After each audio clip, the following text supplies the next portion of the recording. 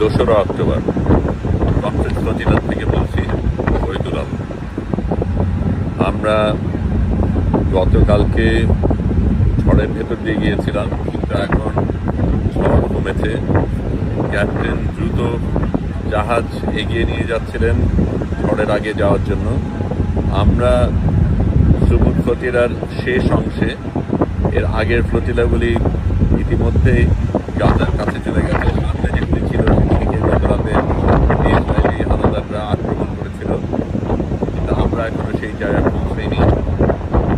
গতকালকে সমুদ্রে একটা তুরস্কের নৌজাহাজ আমরা দেখেছিলাম, কিন্তু সেটা দূরেই থেকেছিল।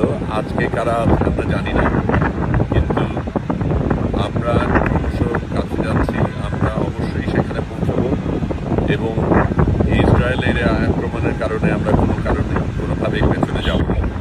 এখনো সমুদ্র উত্তপ্ত, এখনো ঝড়ের আশঙ্কা রয়েছে।